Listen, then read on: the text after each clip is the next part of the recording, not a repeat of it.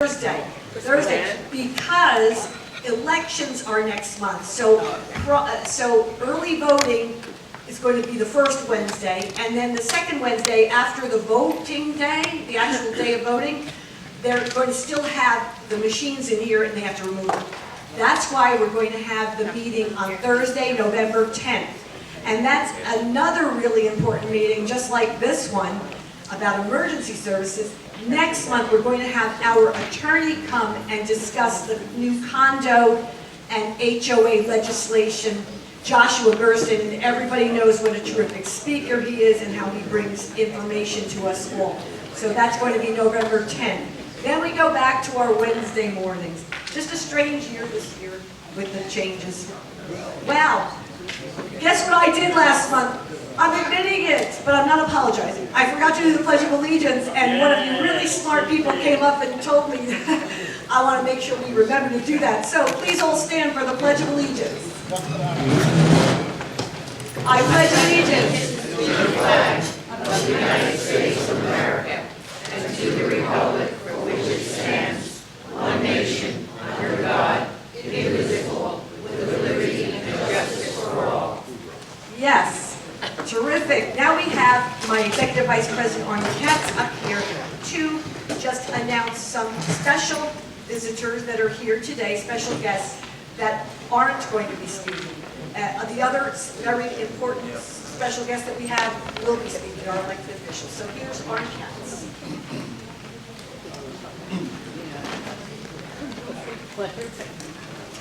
Good morning, everybody. Welcome. Thank you.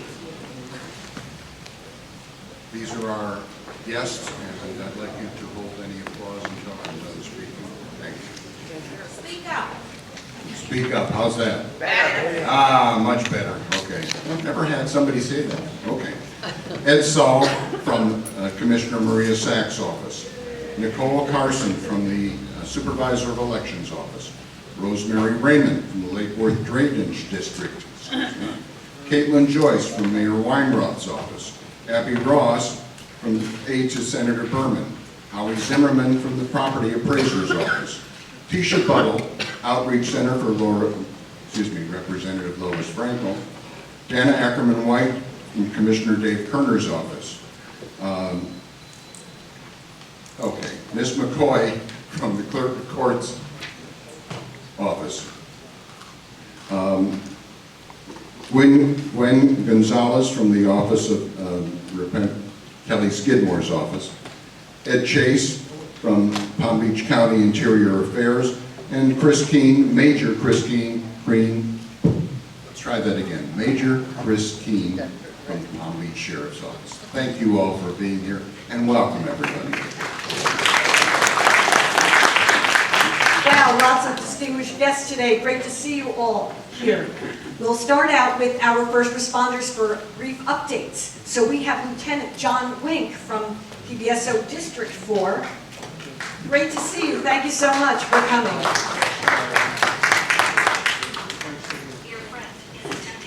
Good morning, everybody. Hope everybody's doing well. It's good to see everybody. Just want to give you a couple of brief updates from my office.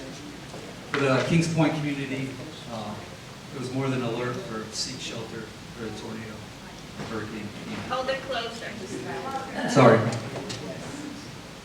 Within 3 minutes, they had our tornado touchdown, over 125 mile per hour winds. Ripped off 11 roofs, 56 units were condemned. Just want to commend our deputies and fire rescue first responders for their quick response, rapid response, clearing the area, checking for any victims, and providing any first aid that was necessary, and stabilizing the area so we could get more additional resources in. So as a result, the area is secured and the rebuilding can begin. Also, our deputies finished up the High Holy Days, providing additional manpower and high visible law enforcement presence at the synagogues. So we just finished that up. As far as crime trends, we're seeing an uptick in stolen vehicles. Please lock your vehicles. Don't leave your vehicles running, and remove the key fob. The suspects are targeting vehicles that are in garages or in the driveways. So please, we need your help. Get the word out to your communities. detectives are working in. The suspects are out of Miami-Dade area, and we're really enforcing it and providing the resources necessary to address this problem. Also, traffic crashes, 12% this year to date. We're up.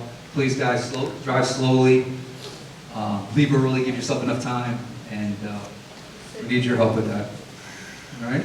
Thank you so much. If you need anything, I'll be here to answer your questions. Thank you. Thank you, Lieutenant Wink.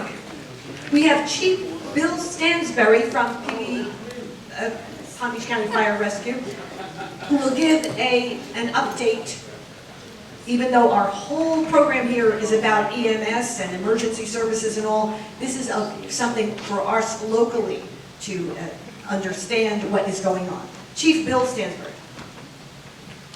Hello everybody, my name is Bill Stansberry. I'm at Station 42 over there on Hagen and Atlantic, and I oversee all the stations in Delray and Western Boynton. Just give you a brief update.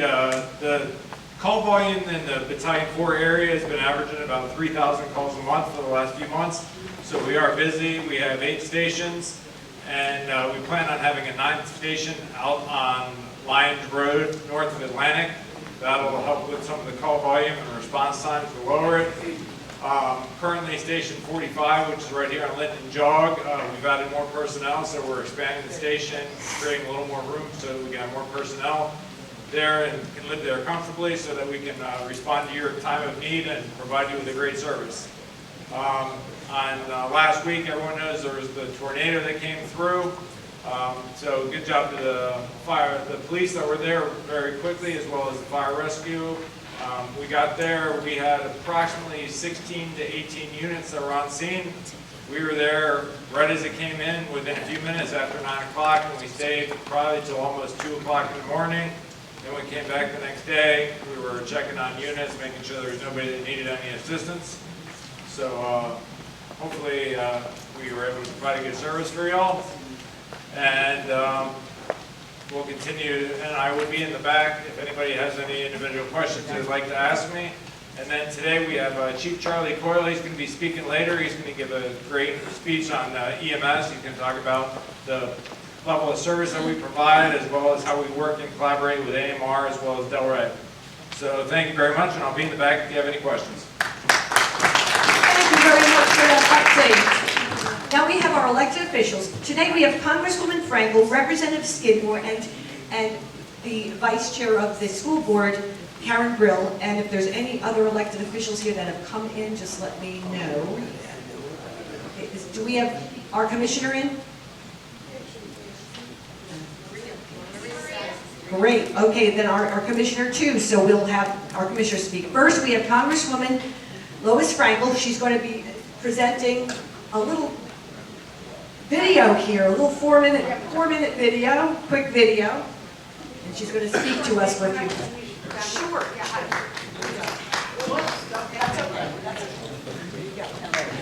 Hello, good morning, everyone. Good morning. How are we doing? Thank you. Okay, so good to be here. You know Tisha, she's here all the time, and you know Felicia. Who doesn't know Felicia? Raise your hand if you don't know her. Okay. Hey, listen, thank you for all you do for your communities. I want to first give a shout out to Kings Point and let you know that I was at the White House the day after the hurricane, personally asking for help. It's a process. The President has assured us that everybody who needs help from the hurricane will get it. They're in the, FEMA is in the most devastated areas now, and they're working their way. So, all right. I wanted to do a couple things.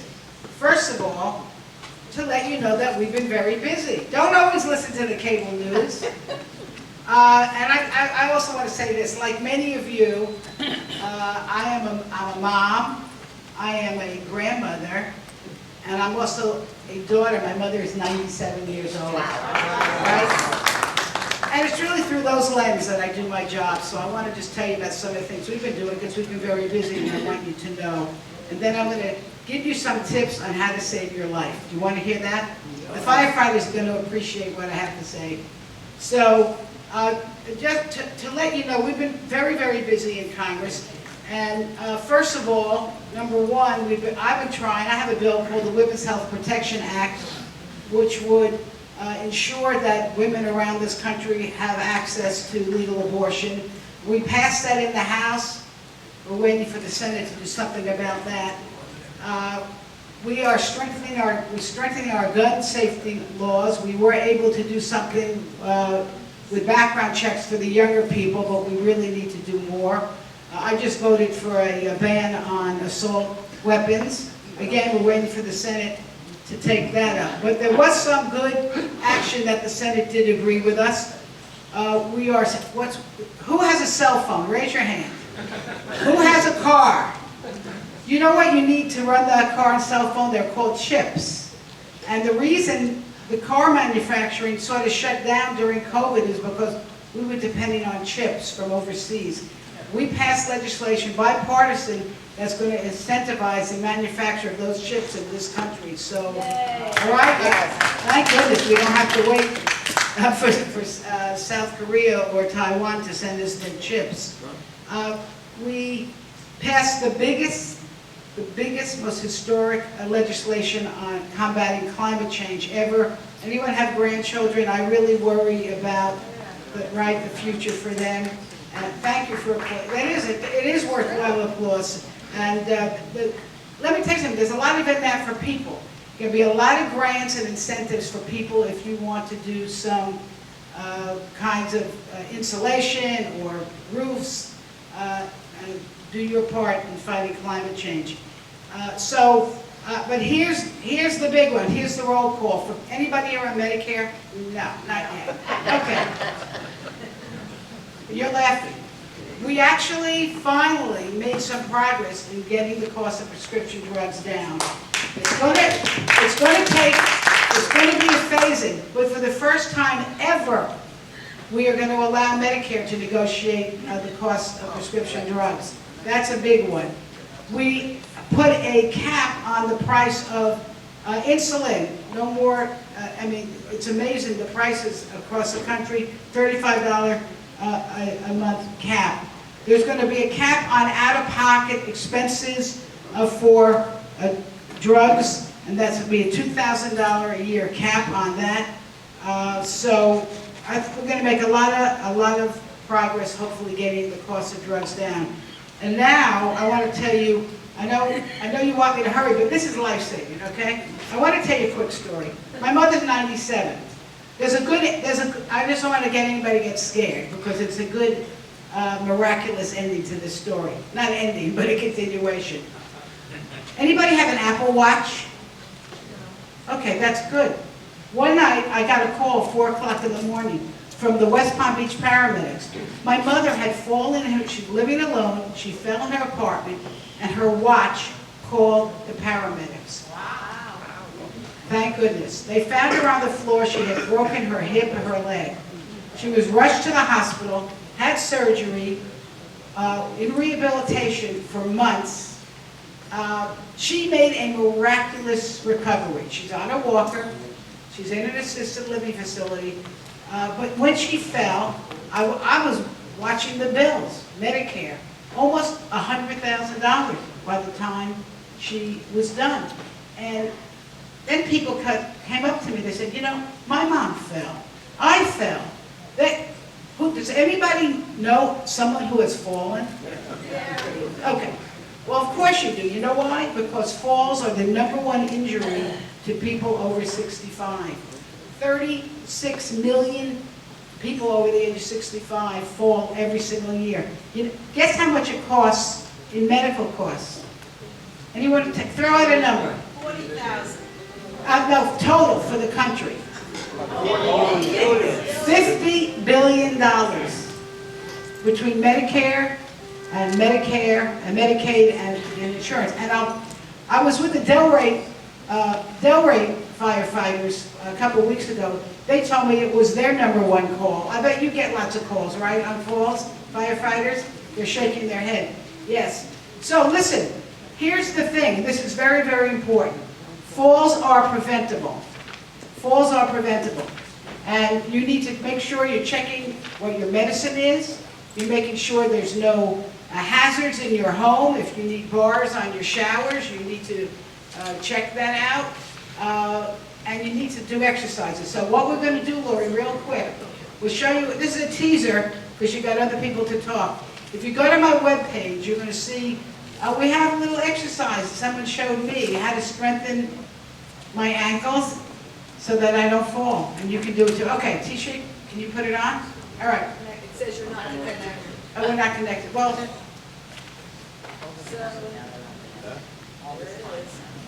and just to let you know, I'm on the Appropriations Committee. We have plussed up millions of dollars now for fall prevention and research, and we're going to bring a big community project back here to Palm Beach County.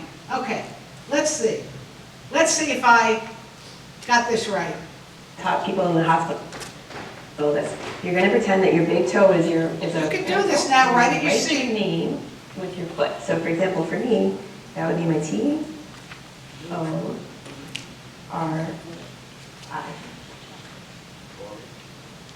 You got it? You're spelling your name with your ankle. I got it. You got it. Yeah. So do that with both ankles. So write your name. And you want to make sure you're using your foot and not your whole leg. Although that would be a good exercise, but we're focusing on the I see ankle. everybody usually move. I gotta see those ankles moving. You got it. If I can do it, you You can can do do it. that once a couple of times a day, like maybe 2 or 3 times a day. That'll help a lot. And you know, as you get better, people progress to running. That's true. The longer the name, The the better your ankles are going to be. That would be really fun. Yeah, yeah. And the good thing is you can see you're getting all the planes of range of motion in your ankle. It's a great, easy one, right? So the next thing we're going to do is we're just going to stand up from the chair. So every day you want to sit to stand 5 times. How do I do that? Ideally without your hands as you do. Can you cross your hands in front of your chest and just stand up for me? 1, nice and slow. Can you do this 5 times?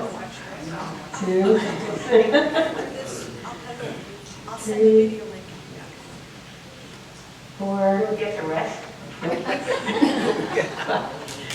Great. That's it, that was my math. Yeah, now if I had to that's go to 6. now if that's too much for somebody, do 1 or 2. That's total.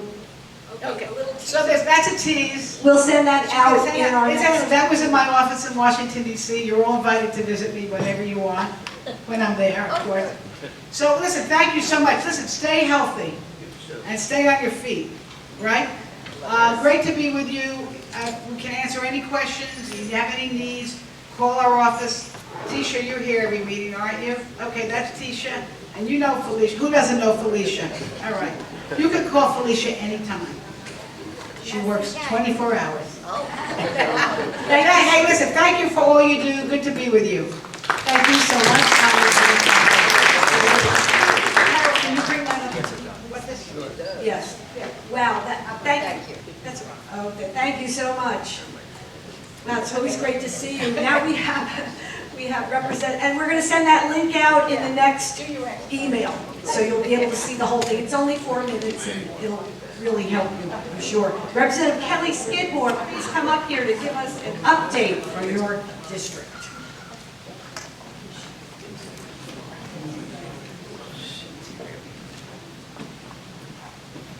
Thank you, Dr. Vandercourt. Good morning, everyone.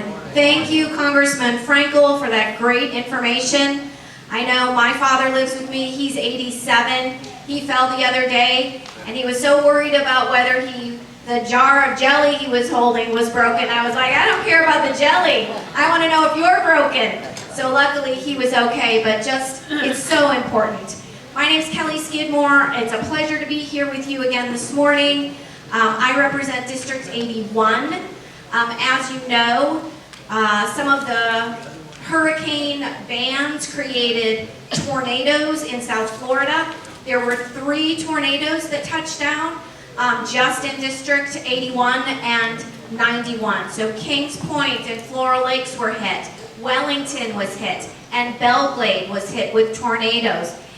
My staff and I spent the 2 days after the tornadoes right here at the South County Civic Center with dozens of displaced residents from Kings Point. And I want to thank everyone who helped. Ed Chase, who was on speed dial, who helped us make sure that those residents were informed, that they found some permanent housing. The Jewish Family Services and the Fountain View senior living community have housed 9 of those residents. Everyone else was able to find family or friends or had some capacity to find housing. So everyone who helped their neighbors, everyone who reached out, everyone who's donating to the Florida Disaster Fund or the Red Cross, thank you so much. As you know, the West Coast is very, very much devastated. So over the last 2 years, we've had a lot of folks who've moved to South Florida. We have a great tax climate here, no personal income tax, and that has attracted a lot of folks. But what they're going to discover, and what you have already discovered, is that savings will be supplanted by the astronomical cost of property insurance. You know, we've been talking about this for the last couple months. Whenever I'm asked what's the most important thing going on in your district, in your community, it is housing and the cost of property insurance. I'm going to talk to you one more time about the need for a national catastrophic risk pool. That is spreading the risk across the country, very similar to the flood insurance plan. And folks say to me, well, what about people in North Dakota and South Dakota? Why would they want to pay into a national catastrophic risk pool? Because when the federal government has to come in and bail out a state, like it's going to with Florida, billions and billions and billions of dollars, the folks in North and South Dakota are paying for it. But they're paying for it after the fact. We need to be proactive about how we prepare our country for disasters. So I'm going to be talking about this with my colleagues, with members of Congress, and we are going to get this moving forward. And I appreciate any opportunity to talk to you and your residents about the importance of the National Catastrophic Risk Pool and how we might all band together and get it moving. Thank you so much for being here this morning. It's great to see you, as always, and for those who, I hope everyone had a wonderful holiday for those who celebrated. Thank you so much.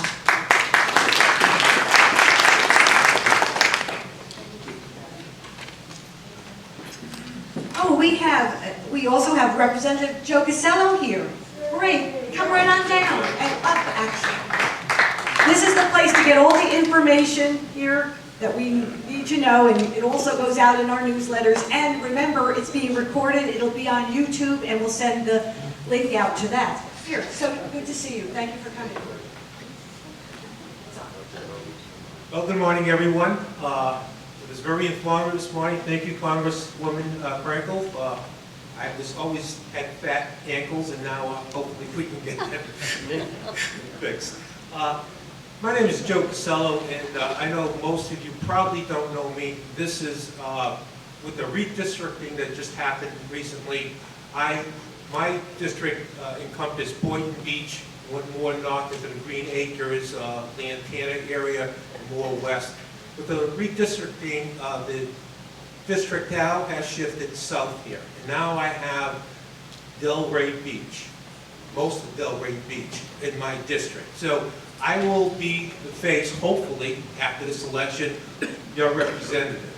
I take great pride in working with my colleagues. Like Representative Skidmore said, we've got a lot of work to do up here in Tallahassee with the affordable home housing and insurance. Insurance is my office. We get hundreds of calls a month on the insurance. People being forced out of their homes because these insurance rates have like doubled, in some cases tripled with them. So we will have to work on that. And I think that's one of the more important issues along with the affordable housing. Housing is not affordable here in Palm Beach County.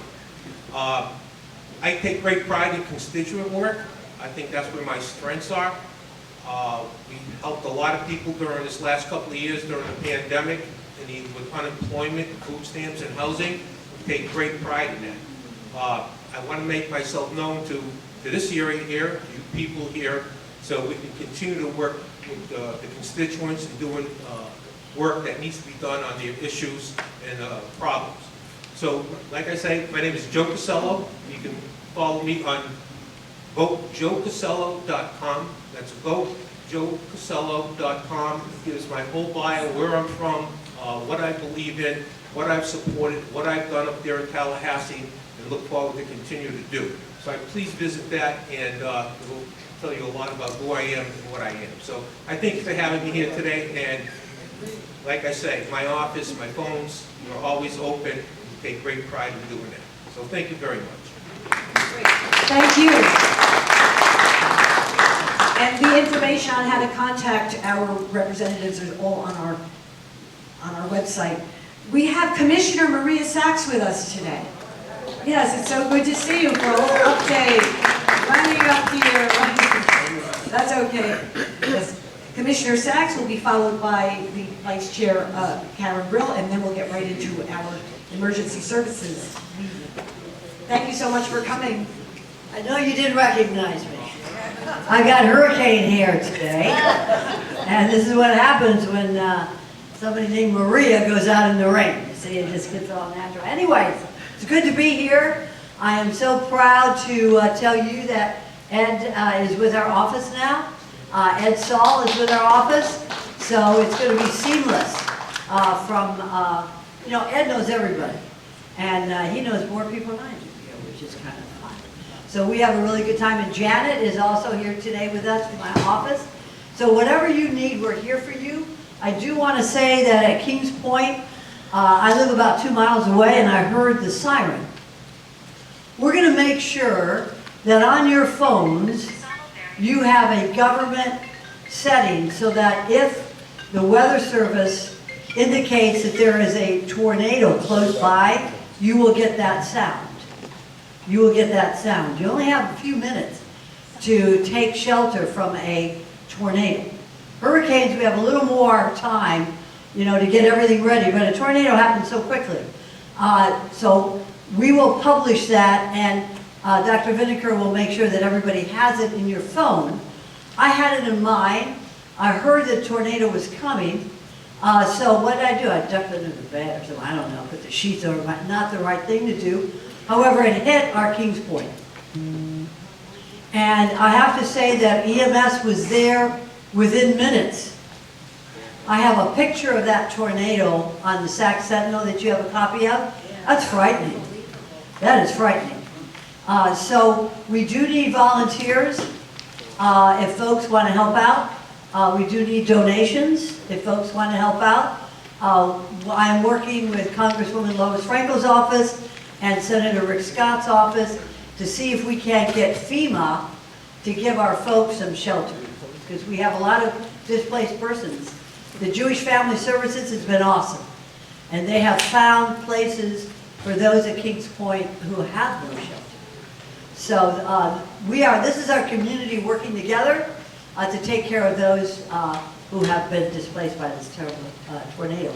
I want to thank you so much.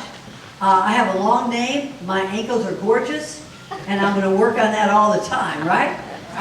But you can see what, under the initial leadership of Bob Schilbaum, and now under Lori Vinegar, what we have here, we have an alliance. You see, the alliance means you're all together. We're together. We're family. We're a team. And I want to thank you for being part of that team. Thank you so much. Thank you, Governor. Thank you, Commissioner Sachs, for providing some updates this morning. And before our presentation, keynote speakers, we have Karen Brill, who is our Vice Chair of our school board. I think she'll give you a little bit of an update. Great to see you about the referendum on the ballot. Thank you. So good morning, everybody, and I'm so happy to be with you. I am going to shift gears for everyone and get right down to business because I know you want to get to the program. So I just got my vote by mail ballot this past week. Who else got theirs? Well, when you opened it up, were you as shocked as I was? That's a very daunting ballot. It's chock full. And of course, as I always say, they save the best for last. So I just want to help you with the last question that's on the ballot. On the back side of your ballot, in the far right corner, is the referendum for the school district. Now, the back is very, at first I looked at it and I said, wow, there's so much here, but it's because every question is in English and then in Spanish. So I'm not going to read it to you in Spanish because I took French for 7 years. But what I will tell you is that this particular referendum is not a new tax. What it is it's a continuation of the millage that the voters approved overwhelmingly in 2018. And what it provides for us is it provides 750 art, music, PE, and choice education teachers. It provides for us to have a mental health counselor in every single one of our schools. It also helps us to make the schools more secure and safe. And then most importantly, because Florida does not fund education, it provides a retention bonus to our teachers that ranges from $1,000 to $10,000. And our teachers need that desperately because, as you know, there's an assault on public education in Florida, and many of our teachers are fearful. They need that money, as you know, to be able to live and work in the county. So what does it cost you? Well, it's what it's costing you right now. If your home is worth $100,000, out of your property tax, it's $100. $200,000, $200. $300, $300,000, $300, and so on.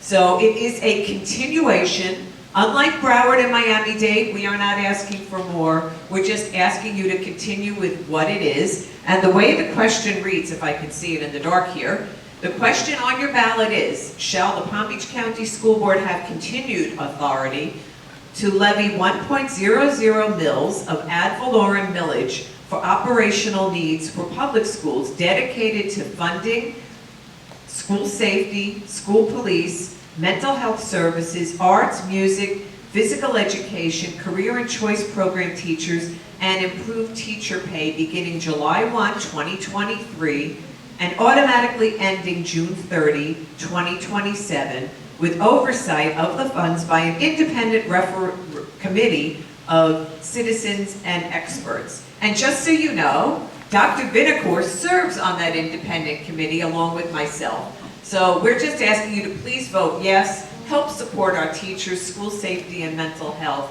arts, music, PE, and choice programs. And thank you so much for your help. Thank you, Vice Chair Karen Brill. We have a terrific program here today. We're starting it right now with our CEO of our Delray Medical Center, our neighborhood hospital. This is Daniel Listy, and he's fairly new to Delray Medical Center, new to the area, but wow, his resume goes on and on. He is so experienced, and we are so lucky to have a wonderful new CEO. We all know that the CEO previously was Maggie Gill. She is excellent, and she now is the CEO for the tenant hospitals in Palm Beach County. We have our own CEO now for Delray Medical Center, and it is Daniel Listy. Please help me welcome him. Good morning. I think most of our elected officials have left, so I'm going to do something crazy and share my number with you. Rather than Arnie give out my card 10 times, you ask Lori. So get out your cell phones, get out your pads, and I'll give you my number so you have me. This is something I do with all my employees, so rather than go to them, you can come to me. My number is 979-219-4926. And I'll do it again at the end. 979-219-4926. Daniel Listy, Delray CEO. So what's important to me is all you fabulous people. We kind of joke about the falls and Congresswoman Frankel's, exercises. Who's more likely to fall? Is it a man or a woman? It's a man, because they don't listen, right? Right? You come to the hospital, we put these beautiful yellow socks on you, and then you've got to rush to the restroom because you don't ask for help. You won't ask for help, right? We're ashamed of it. We're guys. We're like, no, I can pee by myself. And then I'm the guy helping my dad to the restroom. So when you're at the hospital, listen to the nurses, pay attention, men. It's important. It's a good thing. So I'm going to talk a little bit about services we have at the hospital. I'm going to talk a little bit about pre and post-hospital too. So I'm just grateful to be a part of this wonderful community. I've been with Tenet for 15 years. That's the organization that owns Delray. Delray is one of our crown jewels of Tenet. It's one of the most amazing hospitals we have. All the money goes to Delray, all the investment. We joked about it when I was in Texas. We joked about it in Alabama. All the money comes to Delray. We had that beautiful new tower. We did a ribbon cutting I think it was 2 weeks ago, Lori, right? 2 weeks ago, we opened another 25 private beds overlooking our beautiful Lake Del Rey in front of us. It's fabulous, so we're continuing to expand there. We have a new cardiac cath labs we're adding, which is a big deal. My dad had a procedure yesterday. He's like, dang, I'm going to surgery today. I was like, no, you're going to the cath lab. Surgery is different. That's where we cut you open. Cath lab, we use really small holes and fix lots of things. So we added more suites because of the community need that we have for EP services, for cardiology services. So we've expanded that program. And then we're adding more ORs, and those are more outpatient-based ORs, so we'll see those open this next spring, and that's a big deal. We know when you come to the hospital, you don't necessarily choose to go to the hospital that day, it kind of happens. I encourage you guys, as you hear from the fire services, get to know your local fire department. Station 45 is our busiest station, and calling upon them to help you when you or your spouse needs assistance is okay. It's completely okay. My dad's the last person that wants to call. My dad's 220 pounds, and my cute little stepmom's 90 pounds. She can't pick him up when he falls. You've got to rely on the fire department. They will help. And they're amazing. So I'd say our ER is one of the busiest I've seen in many, many, many years. Our population averages about 80, which is unique to everywhere I've worked. And I'll tell you, it's a fabulous service. We're fully staffed. In the spring, we had some issues moving patients through timely. We had long waits in the ER, and lots of services were needed.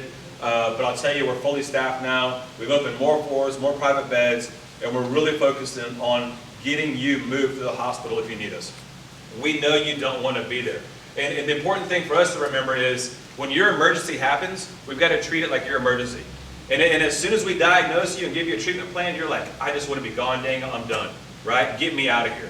It's the last thing you want to be is in the hospital, right? So we're focused on making sure we have those AMR services, that support that we need to get people moved out of the hospital timely. And if you need a next level of care, you know, we have lots of options in the community. We continue to build our stroke programs. We added new heart surgeons this year. We're adding to our trauma program. We want to be your one-stop shop. We want to make sure you have everything you need. We're recruiting more spine surgeons to the market. We're adding more cardiologists to the market just to make sure you have what you need. It's an unbelievable place to live. I brought my 4 kids here. We try to spend every weekend on a boat or looking at water somewhere. It's been fabulous. The food, my whole family's Italian, so the food's been phenomenal. I didn't know we had so many steakhouses here. I'm a little worried about my cholesterol, so we'll work through that. I'll go ahead and close up. I'm just grateful to be here with the Alliance, and I appreciate all you guys. Are there any? We bring the CEO of Delray Medical Center here to meet everyone. That is, and he's going to hang out, and he is an excellent source for you at the hospital. Now, there is coordination of medical services, and this is what's so important about this meeting today. There's a coordination of medical services. We have AMR who actually sponsored this breakfast, so thank you so much for sponsoring the breakfast. They have a lot of interconnectivity with our Palm Beach County Fire Rescue. So we're going to hear from AMR, Brooke Little, right now, and then following that will be the Chief of EMS of Palm Beach County Fire Rescue, Charlie Coyle. Excellent speaker who's going to be speaking for Fire Rescue. Right now we have Brooke Little from AMR. Thank you so much for that. Thank you, Laura.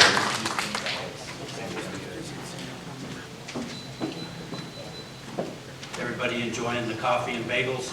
Yes. Yeah. I'm trying to get this set up here.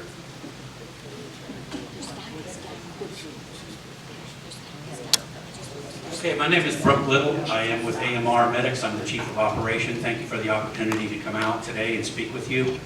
I'm going to touch briefly on a couple of areas of service that we provide in Palm Beach County. We do have a community partnership with Palm Beach County Fire Rescue for many, many years. It's a solid and long-standing relationship. So I'm going to go over today some of the levels of service, some of the things that we've done with Palm Beach County, and then if you have any questions that you can ask those. Our primary mission in Palm Beach County is interfacility ambulance transfer, although we do some non-medical as well, and we do some emergency as well, but our primary role is interfacility ambulance transport. The first level of service that we provide is non-medical transportation. Those are patients that can travel by a wheelchair, but they're not likely to need or do not need any medical monitoring or intervention. Those are patients that are going to doctor's visits or being discharged from the hospital back to their home, and they don't require any medical attention. Next level of service is basic life support. That's where a patient cannot travel by a wheelchair and requires basic medical monitoring and or intervention during the transport. Some of those examples are they're unable to care for themselves either physically or mentally. They require some sort of special positioning. They may have had a hip fracture or something that they've got a brace that we need to monitor, or they're not able to, they don't have the strength to move themselves. Maybe they require oxygen, and those ambulances we can monitor your vital signs and provide basic airway management and CPR. The next level is advanced life support. That's where you have a paramedic in the back with you. They can do everything that the basic life support can do with additional skill sets.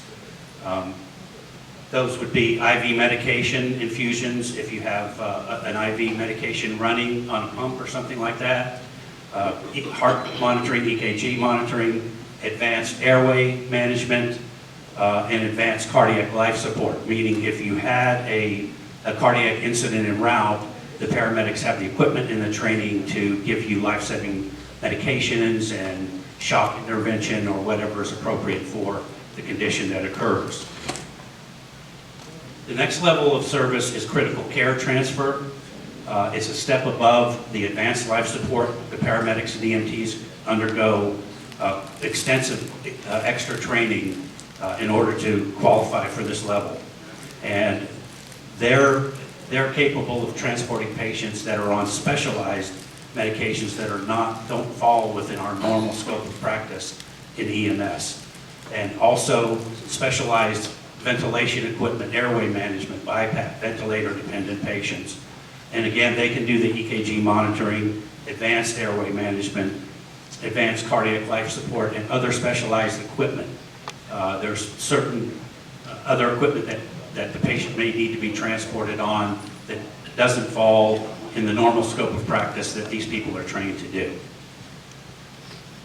In terms of our public partnership with Palm Beach County Fire Rescue, we're there to help them under certain circumstances or whenever they need us to. Some examples are emergency operations center activations, evacuations. We've done many times with Palm Beach County with all the hurricanes we've had, 2004, 2005, and on down the line, where we have people in the EOC working with them, communicating real time, evacuating hospitals and nursing homes and any other facilities that might need, and relocating those patients to safer ground.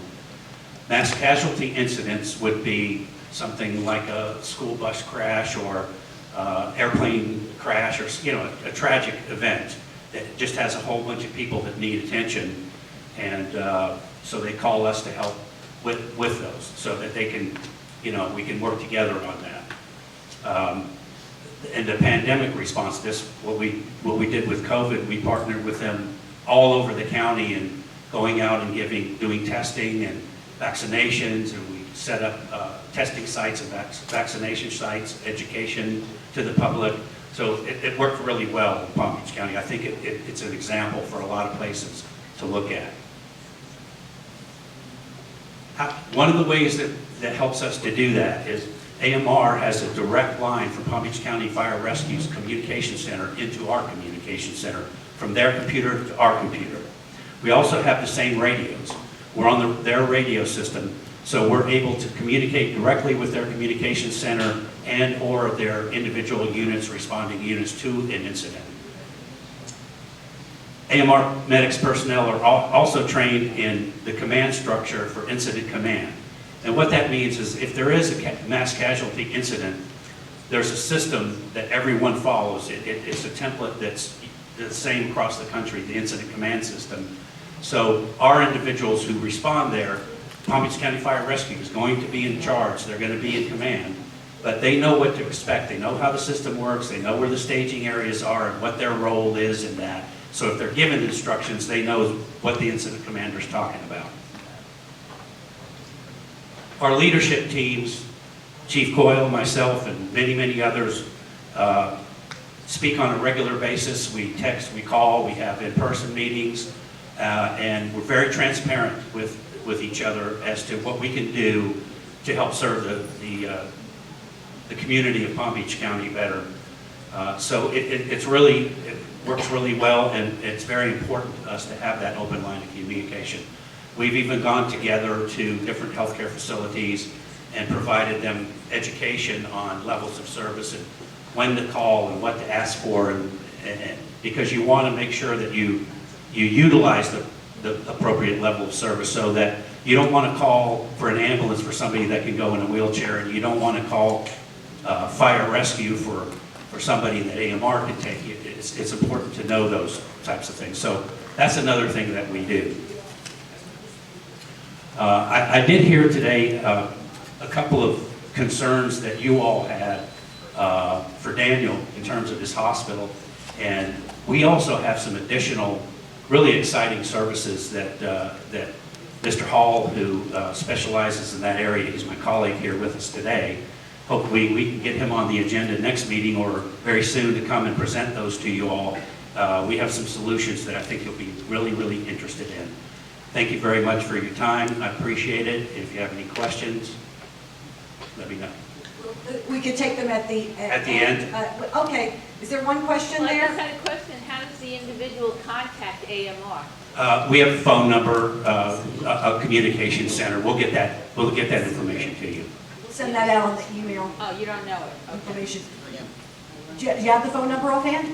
Oh, No, it depends on what you're looking for, so it's better to give them the information that covers everything. well, that covers everything. Yes, That's why we'll send Yes, it ma'am. out with the email. You're on our email list, correct? Yes. Great. It'll get sent out along with the video of this meeting. Well, terrific. Well, thank you so much for your presentation. Yes. Now we have division, let's see. We have Charlie Coyle, who is the Emergency Medical Services Chief for Palm Beach County Fire Rescue. So great to see you here today. We've had him here before. He gives an excellent presentation, and we're going to get some updates and see how all of this coordinates together. Am I on? Yes, you are. All right, good. Thank you so much. Please forgive me for not standing at the podium. That is my arch nemesis when presenting. I think it's super informal. If it was up to me, I would be standing over there, but I don't want to miss the camera. So what an honor it is to be back again presenting to the Alliance. I know I got to speak before about stroke, cardiac care, COVID. We did a Zoom meeting for COVID, and I'm super excited to be here. So I know Brooke spoke specifically about inter-facilities, and why are inter-facility transport so important for Palm Beach County Fire Rescue? Well, the reason why it's so important is because of unit availability. So if they're not able to get to the hospital to take the patient from one hospital to the next, if it's needed, then Palm Beach County Fire Rescue has to step in and assist. So what does that mean for Palm Beach County Fire Rescue? Well, we're not available. When we're not available, we've got to send units from other stations to come to your emergency. And when does that become prevalent? Well, let's just talk about some of the events that occurred last week. Obviously, everyone's well aware there was a tornado that ripped through Kings Point, and we had a high water response vehicle because that area also floods. We had over 18 units at the scene under Chief Stansberry's leadership. That was over 100 firefighter paramedics were on scene of that emergency, and they were there for almost 6 hours. So it's so important to have that unit availability and be ready to go on the drop of the dime for whatever emergency occurs. So again, AMR was on standby, as they said, ready to help us and assist if needed. Our team was there. The Red Cross was on scene to help relocate patients. I believe some of them came here for a little while. It seems like everything important always comes to this building when it's in Delray. And then just the next morning, after being on scene for 6 hours, we had a jet ski water rescue. Coast Guard was out doing what they were doing. They were already doing some other rescues, and we had to deploy a jet ski to go rescue someone on a capsized boat. So unit availability is paramount. As you can see in this bottom picture in the right-hand corner, this is what we sent to the West Coast. So we send over 40 firefighters to the West Coast right now on deployment to make sure that we're able to help out as much as we can our brothers and sisters on the West Coast. So I want to talk briefly about stroke, and I know Daniel, and feel free to call him if you need him. I know he shared his phone number. I know he shared his phone number with the group, but really he's got an excellent service at Delray Hospital. I can tell you, I've worked in this area for 20 years. I'm very familiar with the hospital, and I'm familiar with the leadership and each and every entity of the specialties they perform there. So let's just talk briefly about ischemic stroke. Now, I'm going to tell you, this isn't my slide. This is Dr. Mueller's slide, Niels Mueller, who's a neurological interventionist at Delray Hospital.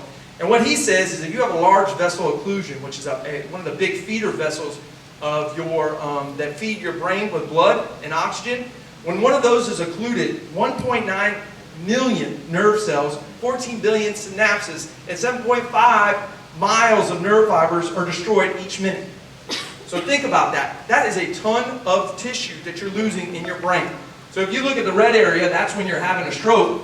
But this area around the red area is actually savable tissue. So you say, how do I get that? Really, I want you to think of a tree. Any of your big vessels that feed your brain, from here up, out, that carries a lot of blood. If one of those vessels is occluded, all of those bad things that we just talked about are going to happen. So how do we make sure that doesn't happen? Well, hospitals like Delray have something that's called brain catheterization. So the old school way of treating stroke is we just give you some medication, it kind of dissolves that clot, and hopefully you make it out of the hospital okay. But we know it's a huge, huge disability that you're going to leave the hospital with.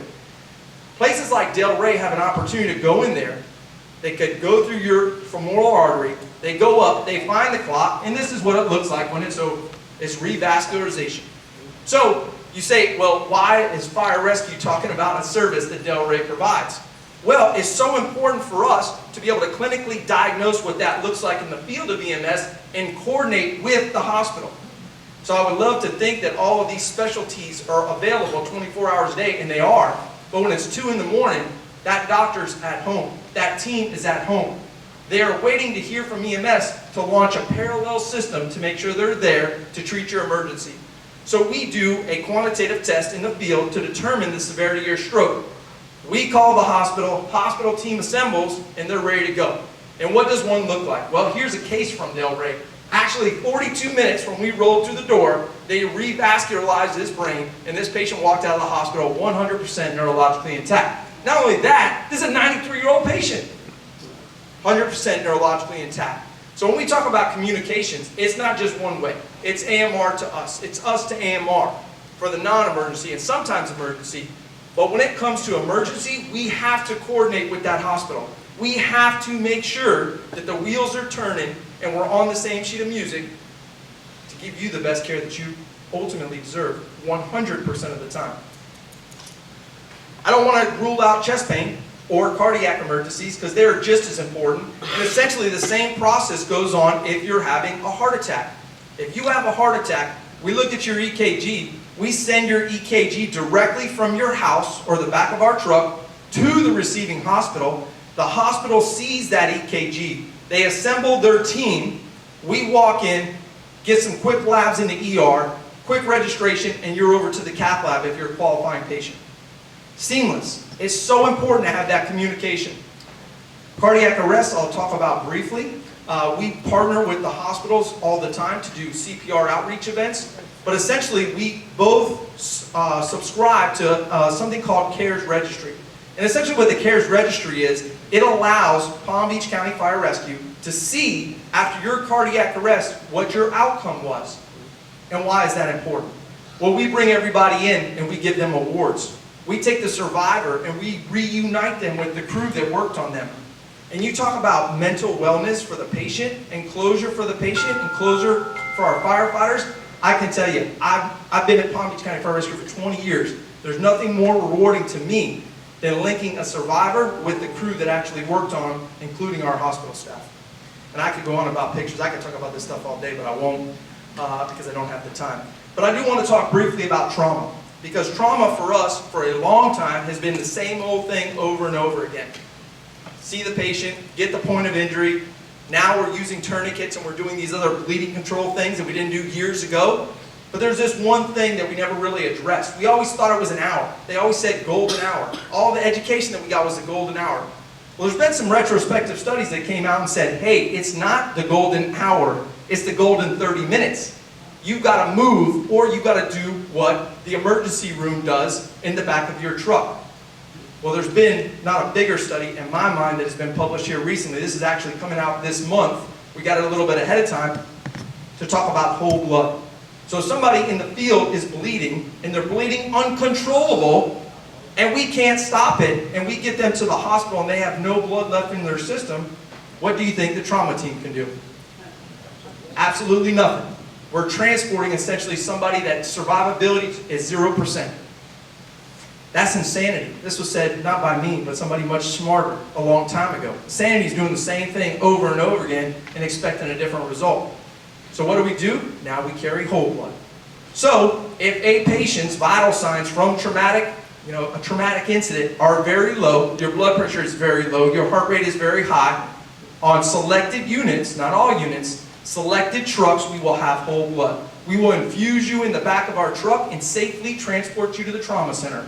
Our helicopters that you've seen on the loop of pictures, both of our helicopters have whole blood on it.